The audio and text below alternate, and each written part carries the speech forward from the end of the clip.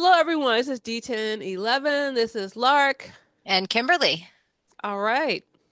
We are our second episode of D10 D11. And we are talking about yes, yes on Montclair school board. Yes, yes, no, no. I'm really happy to have Martin Schwartz on. He's a important part of the community. He's a longtime Montclair resident.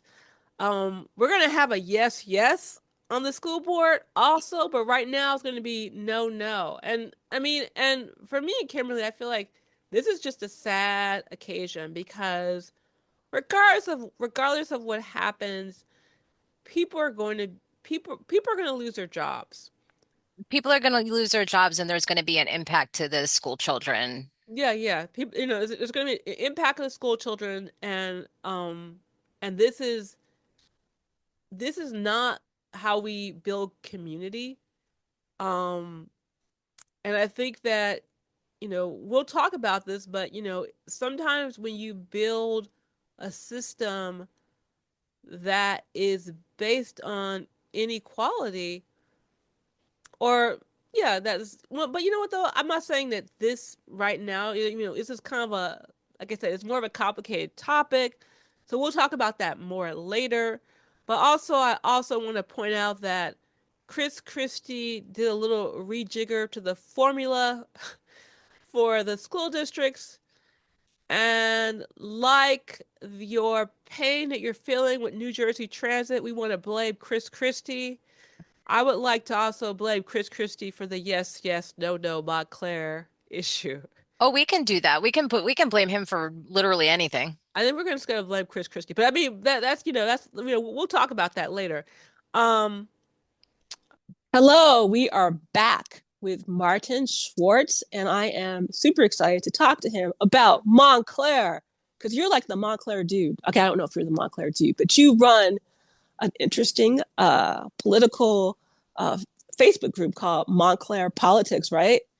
And Correct. yes, and you're a longtime resident, and people respect your opinion. And I was kind of like, I'm confused about this vote, this yes, yes, no, no, the vote on March 10th. Like, what what are your thoughts? Should people vote yes? Should people vote no? Which vote is gonna guarantee accountability? Is that even a question? Is that even a possibility? Is accountability a thing? Well, I think that's the results that many people want. Some don't. Some just want their kids taken care of by a payoff to the Board of Ed to wipe away all the past ills and act as if it didn't happen and just move on. And I think what we have here is a dichotomy really between two different visions of what should go on.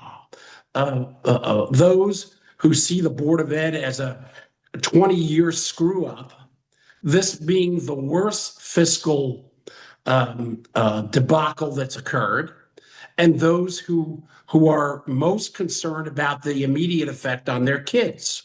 And it's the tension between those two forces that we're really dealing with here.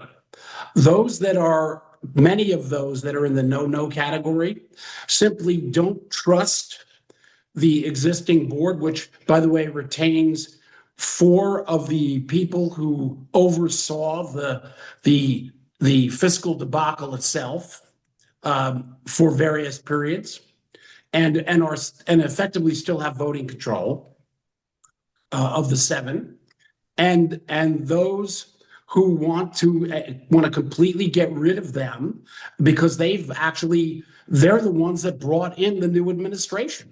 So if you don't trust their oversight and they brought in the new person, why would you have any faith in this new person's ability to carry on and to address what occurred? Because that's what we're really facing. Those that want accountability for what happened, which is one of the first things they should have been facing. Governor-elect, no, now Governor Mikey Sherrill, when asked, I guess it was a month or two ago, said, "What's wrong with you people? Of course, If my office had a $20 million shortfall, they'd be all over me to determine what happened. Well, we're trying to effectively wash that away, act as if that's not important. And so that's the tension here. I think many of the no people simply have no faith, no trust in this group and administration, and want to bring in the monitor to essentially oversee and run the board, run the school system. Now, what does that mean fiscally? There are all sorts of contemplations of how much cuts and how many, when should they happen. We just had the superintendent change the number of one of the shortfalls because they were accounting for a surplus again. So they're just not reliable. And I think what we're dealing with here, again, are those that don't care that they screwed up in the past, don't even want to focus on that, just want to make sure that their kids have enough services and enough money for the schools to run. That's one group, the yes group. And those that just say, that's it. These people have screwed up for 20 years, and there have been multiple other examples that we don't have time to go into. But this is the worst. And they've lost all authority to carry on, to run the schools, and they need to be essentially removed from power. I think that is the dynamic that we're seeing here. And as somebody who sat here for 20 plus years and watched all this happen, I'm with the no people. Okay. So what would be the difference between a state monitor versus local control? Like, I guess, the question, what does state intervention look like? Because a key argument for the yes vote is maintaining local control. And I know that's like a big deal in New Jersey. But do people who are in the no camp feel that a state monitor couldn't do worse than what's happening right now? Well, that's exactly it. Those, I think many on the no don't want local control. The local control is this board retaining power. 4 of the 7 people still have voting authority. Many of us do not want that whatsoever. We want them put into a secondary position. If you think about it, really, if you allowed a $20 million shortfall to occur under your watch, you should have the decency to resign. Now, 2 of them have, but 4 of them haven't. I think if all 4 had resigned and we would be facing a brand new board, that would be potentially a different story and a different conversation. But that's not the case. They're still there. They hired the new person who seems to put out the same kind of disinformation and obfuscation and skewing, and can't even run an election correctly. We can get into that in a bit.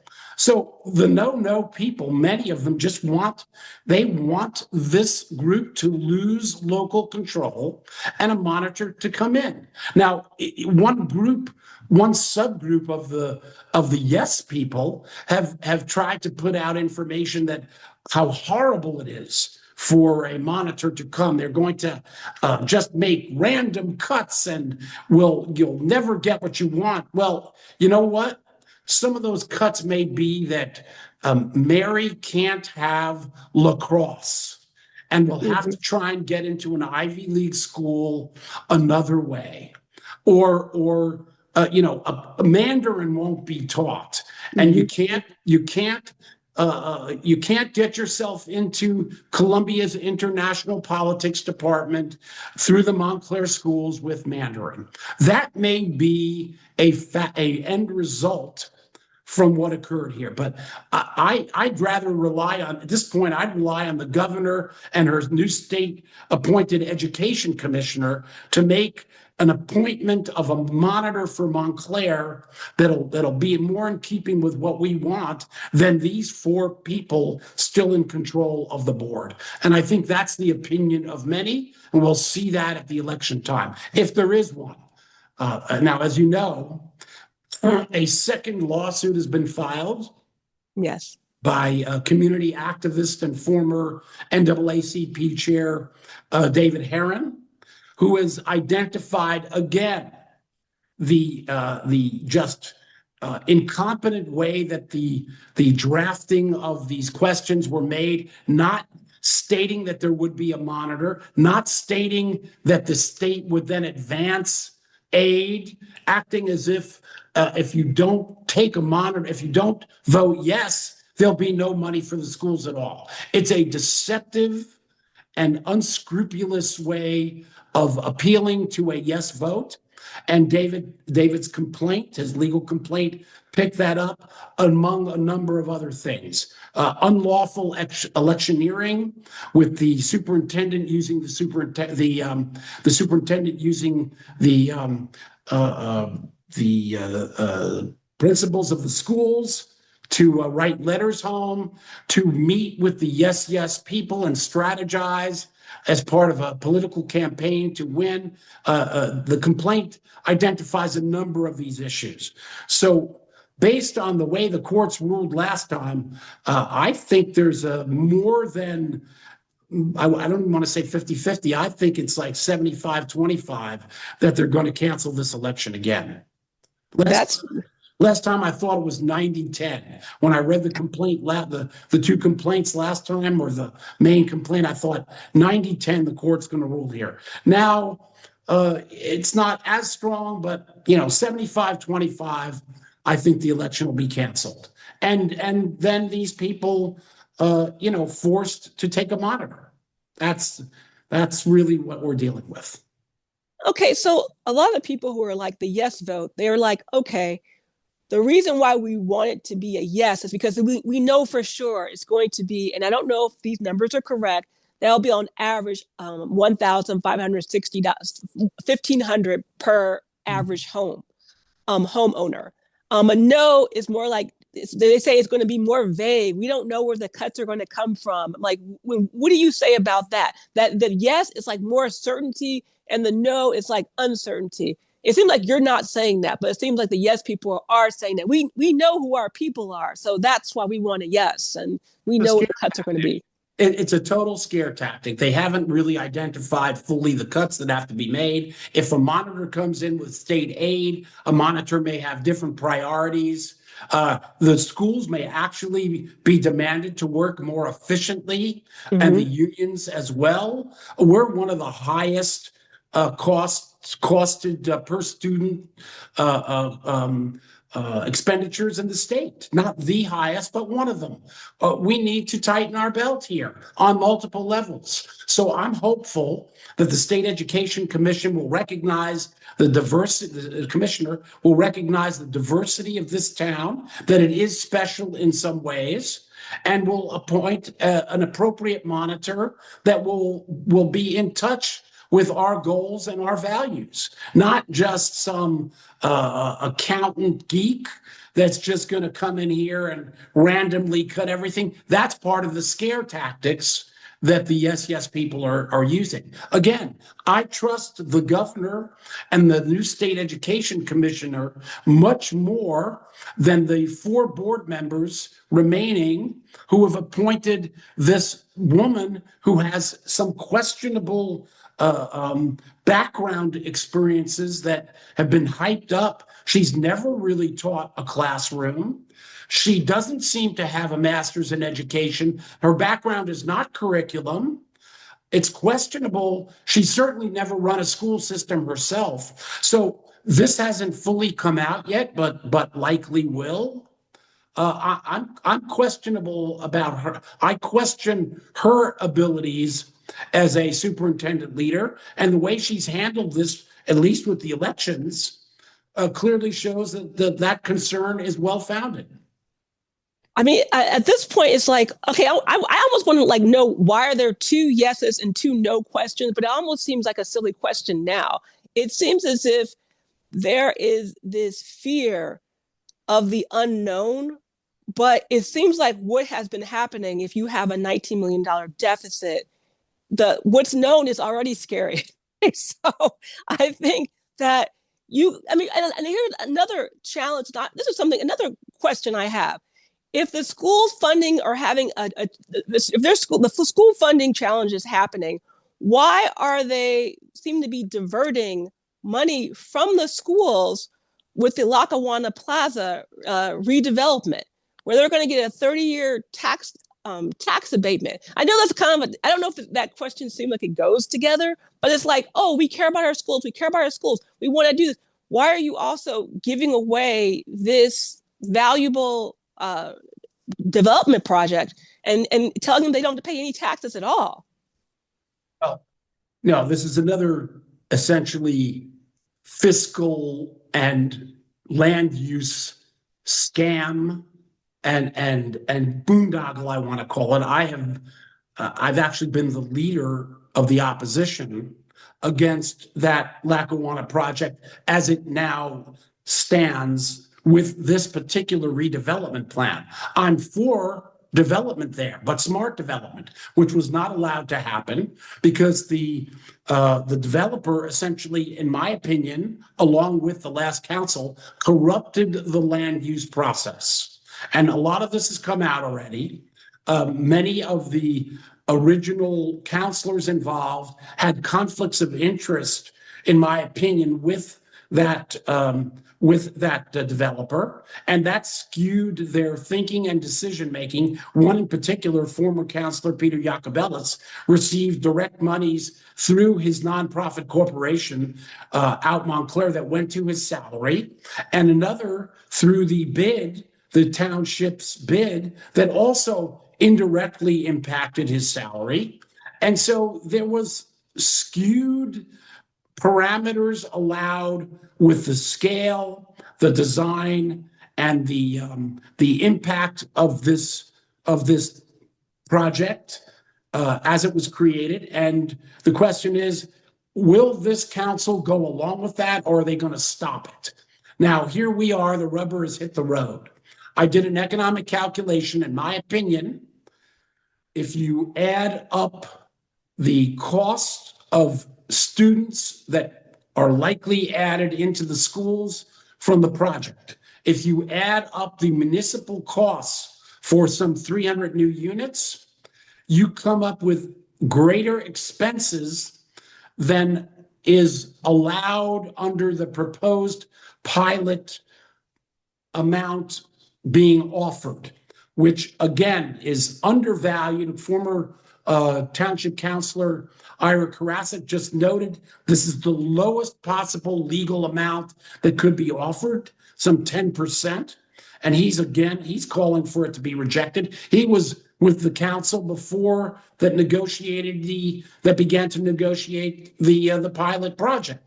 So the former person involved in the project is saying, don't pass this. It doesn't seem to be economically viable as a pilot. Whether it should be, whether a pilot should be granted or not is a whole other story. Many think not, and I'm one of them. If you can't make a go of it in this climate, being taxed normally, and a project that fits that bill, then maybe this is not the right project.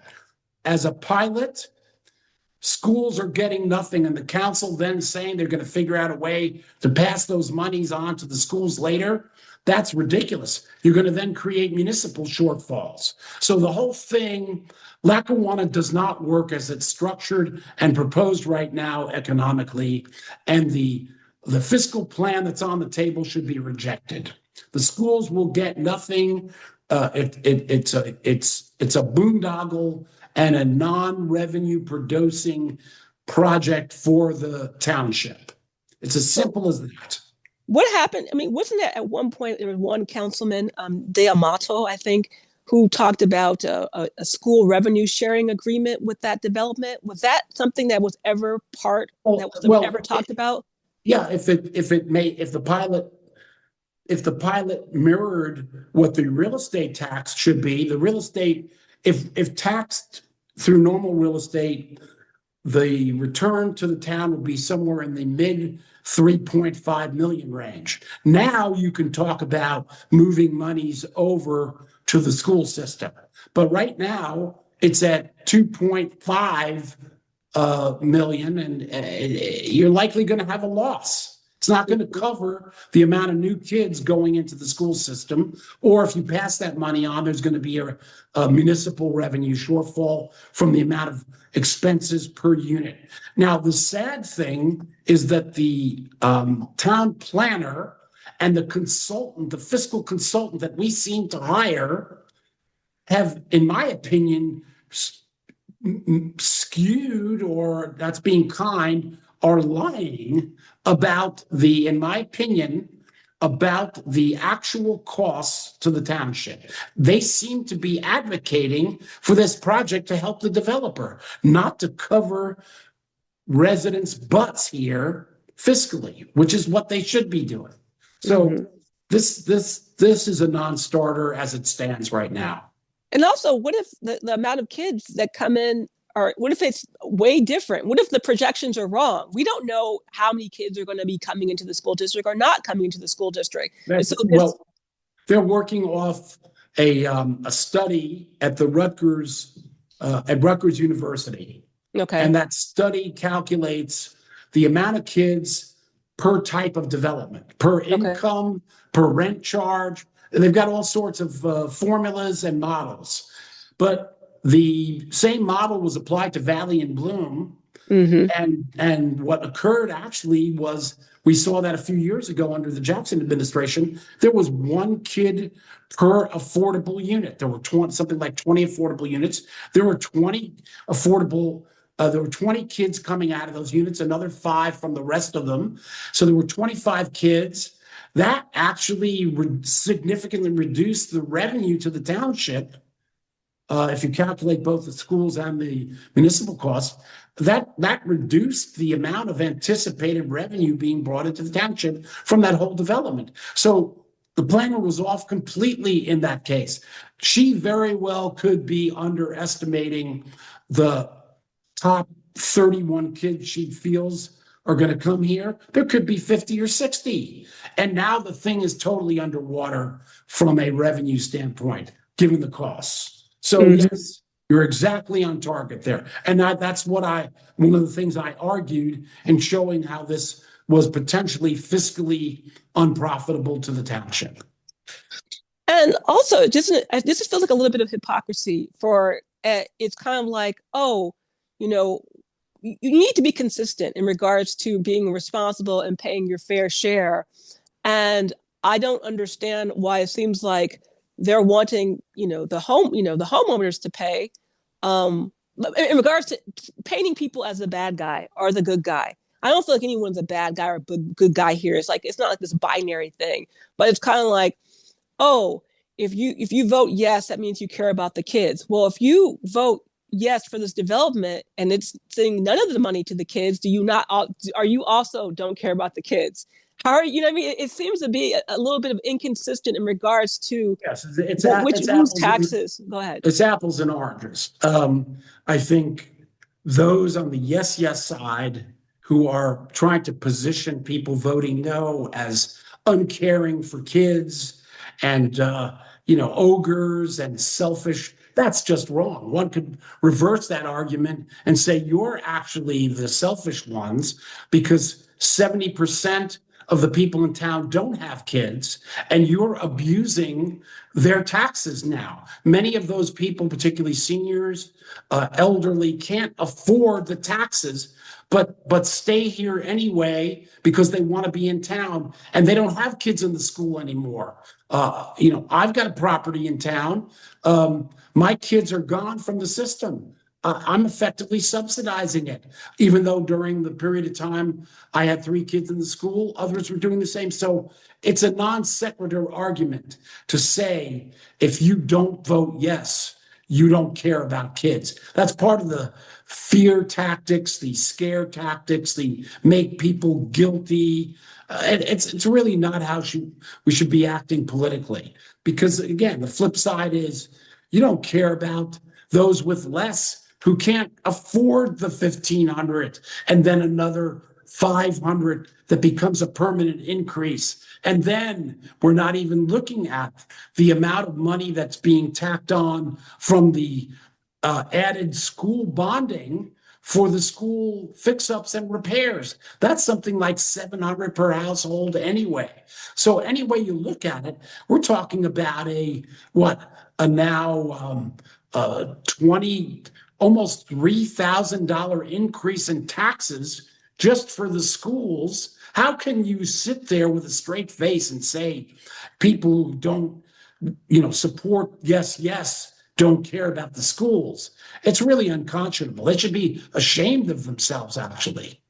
Okay. Well, Martin, thank you for speaking with us. Is there anything else you'd like to leave our listeners with today? Well, I think we've pretty much covered it.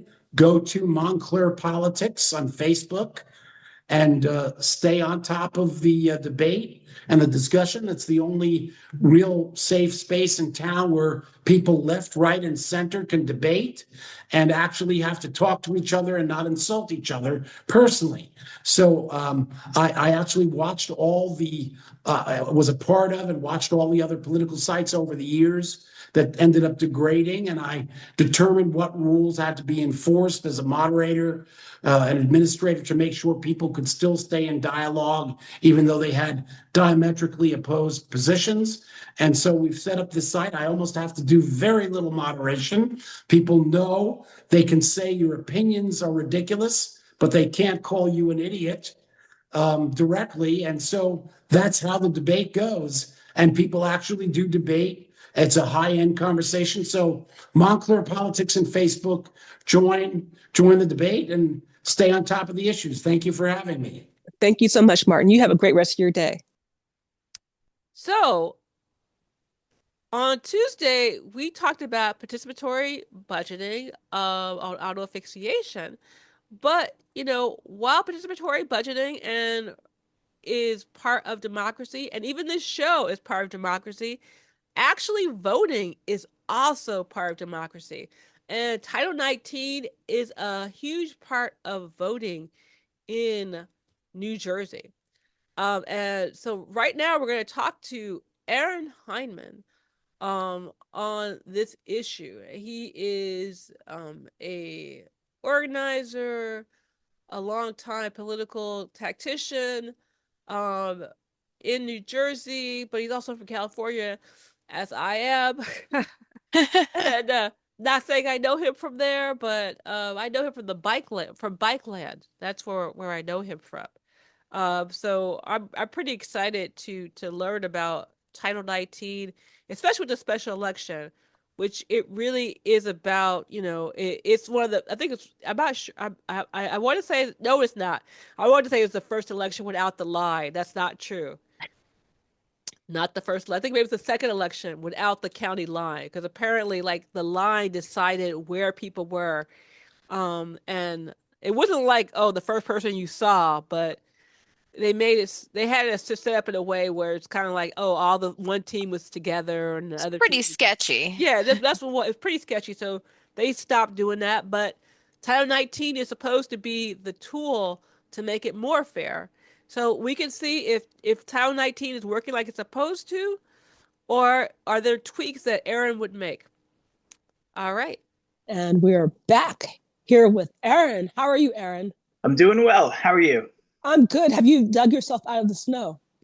I spent much longer than I had hoped to spend outside, but I did dig myself out successfully. So yeah, we made it. Okay. All right. So we are in an interesting time in 2026 in New Jersey. In District 11, we had a special election, and the results were a little bit different than we thought they would be. But what we're going to talk about right now is Title 19 and how it impacts elections. And we have Aaron here to give us a little rundown of what is exactly Title 19 and how does it impact our elections. So Title 19 is the statutory framework within the state of New Jersey for how elections are governed. It's very good in that it covers a little bit of everything, but it's also very bad in that it covers a little bit of everything and leaves a lot to be interpreted by the courts, by the clerks, by the boards of elections, and by the municipal chairs. And if we have time to get into that, it's a really interesting discussion how this framework has sort of evolved through the course of time with people challenging these things and not being able to get much headway until it hits the courts. So yeah, it's pretty fascinating because we all just kind of assume elections are what they are, but there is this framework that exists, and the more people are aware of it, the better we can assert ourselves in terms of making sure that we're treated equitably by the people who run the system. Well, how does Title IX influence ballot access and party lines and placement? I know, like, this is something that's a little bit different here in New Jersey. Like, at one point, depending on like which party you were a part of or which, I guess, Democratic team you were on, you got ranked higher or lower. Does this Title 19 impact that? Does it have anything to do with that ballot placement? It did determine everything about ballot placement. We are now in an era of the aftermath of the line, but in prior years, the county line was everything. It determined what candidates could be bracketed together and what candidates could be legally exiled to what was called ballot Siberia, which is places on a ballot where it was difficult to find candidates that were not rubber stamped by the establishment party. So that's so it's kind of like this. If you weren't part of the county part, like you could be a Democrat, but it wasn't like random how you were on the ballot. So essentially, people who are more well known were higher up on the ballot. And clearly that must impact how people tend to vote for the first person they see. Is that what people say was that the understanding, or is that the kind of like the idea? I think some voters are inclined to vote for the person they see, but other voters, and I would say the majority of voters in our communities, are more inclined to vote for someone they know. And then once they've located someone they know, they will vote for everyone else who seems affiliated with that person they know, because they're the guy from the neighborhood. They're the woman from around town who gets the things done for them. So the assumption is everybody in that line will similarly get things done for them. And usually the clerks always magically made sure that line was like 1A. And the rabble rousers trying to run an alternate slate would somehow be on line G. And they'd figure out how to put lots of filler between them. It was it was nefarious to anyone who was seeing it, but to the people who were overseeing it, it was purely accidental and random. So it wasn't supposed to be like that. It was just that each city or each municipality had a choice to do what they wanted to do. So you have this home rule type of a situation within the ballot. Am I interpreting that correctly? Well, the county clerk would ultimately have the most power, depending on whether you're a Republican-dominated county or a Democratic-dominated county. If your clerk is in that dominant party, then they're going to make sure the establishment candidates somehow get a good position. And even in the rare event that they didn't draw first, they somehow structure the ballot to make sure that it's easiest to find those, party-endorsed line candidates. Wow, that's kind of, okay, that's good to know. Good to know that was happening. And that was happening. Fortunately, it's not happening anymore. Everyone attributes this to Andy Kim and his litigation from this past federal election cycle, but there were lawsuits, punching away at the system ever since 2020. A lot of candidates who ran for Congress recognized that the line was such an overwhelmingly unfavorable thing, and it was, completely not part of the statute. It just evolved to be the thing that was done. But they didn't make any progress in the litigation. When Andy Kim also decided to fight the line in court, they merged their lawsuits, and collectively they were successful. So that was outstanding. Credit to the grassroots candidates who stuck to it until they could get someone powerful enough to latch on, and they made it happen. However, I went back to Title 19 a few days ago just so I could revisit it and see what the changes were. And I noticed something I had never seen before in any other instances where new legislation was applied to rewrite the statute. Most of the description of the changes to the ballot literally relate this to the verdict by this particular Judge Qureshi. And it's almost like they're covering their bases and saying, we're only doing this because this particular judge ruled this way, and now we will allow the ballot to be structured this way. So I feel like they're kind of covering their bases in the event that maybe something happens, that they get a more favorable judge who can overturn this. They kind of have a foundation to do so if they are so lucky. The other thing I noticed in another section related to monitoring the results of the new ballot design is that in 2 years, the county clerks are required to submit a report of their descriptions of how the new process went and how well it was implemented and what the impact is. So again, I've not seen any other parts of Title 19 that added that. So it makes me a little suspect and worried that at the best opportunity to advance litigation to overturn this, the establishment parties and their teams will do what they can to try and overturn this, because as we've seen, the office block style ballots, I wouldn't say they've done everything. I think a lot of grassroots movements are starting to get headway despite everything, but the combination of better organization by the grassroots teams and also this redesign of the ballots has kind of changed the game, as we see in CD11. I think the thing is interesting is that after the D11 election, they were like, "Oh, maybe we should talk about ranked choice." I'm like, now you want to talk about ranked choice? That's very interesting. They're like, it doesn't seem fair that someone who didn't get 50%. Like, well, that hasn't that been like that the entire time? Why was it never a problem before? Okay, that's just a side note. But yes, do you mean so?